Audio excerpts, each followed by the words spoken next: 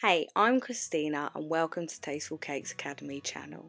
In this tutorial we're going to make some fondant safari decorations and then bring it all together to create a very cute wild one cake topper. If I have a lot of pieces, I always prefer to make my cake toppers on a plaque rather than directly on the cake. This way it can be removed and make a really nice keepsake. You can use a cake drum or a 1-inch thick polystyrene dummy for this. I'm obsessed with personalised fondant number candles for all my cake toppers and cakes now. It's super easy, adds a nice personal touch, and it takes up decorating space. No more candles ruining our cake designs. The large number cutter set even comes with candle wicks. I'll pop that in the description again. Here's a good tip. To create grey fondant for your elephant, you'll want to mix pre-made black fondant into your white. This will give you the best grey tone. If you use black colouring, your grey might turn out to be a little bit blue toned, and that's because the black food colouring typically has a high quantity of blue in it. If that's all you have though, you can counteract this by adding just a touch of brown gel colour. If you found this tip helpful, give me a thumbs up and let me know.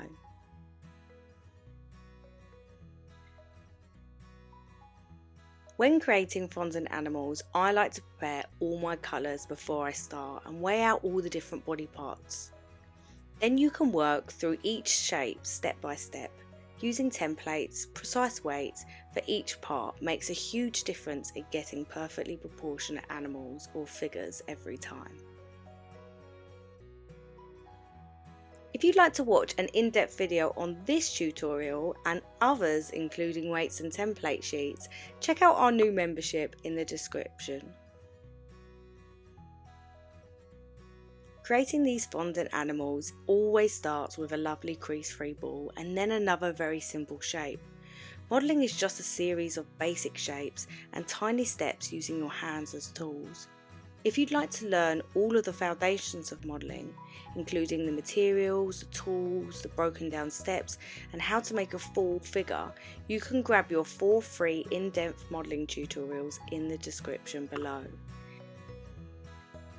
These tutorials are taught through video, using weights and templates, and will seriously excel your modelling skills.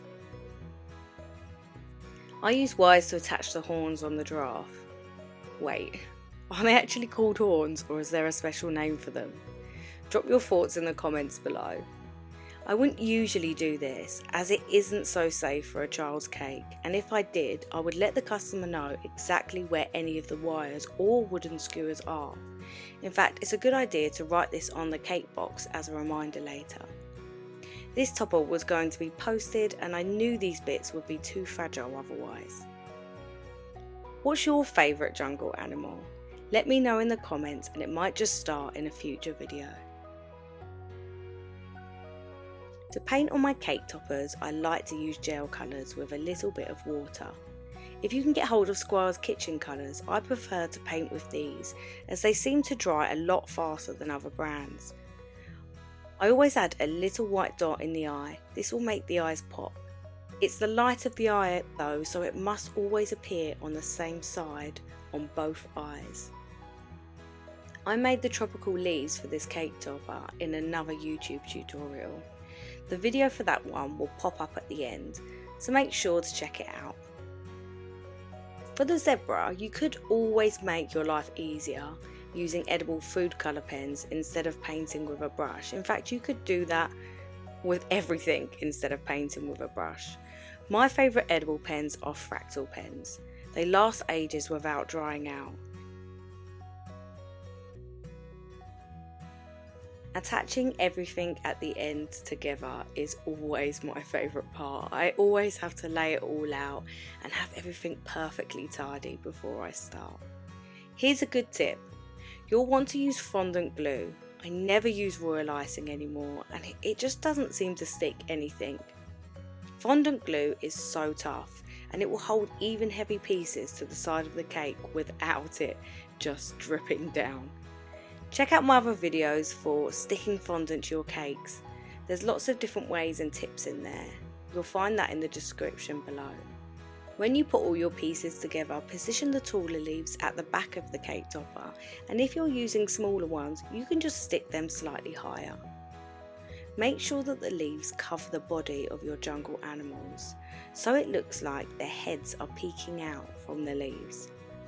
If you've enjoyed this tutorial, click below and let me know.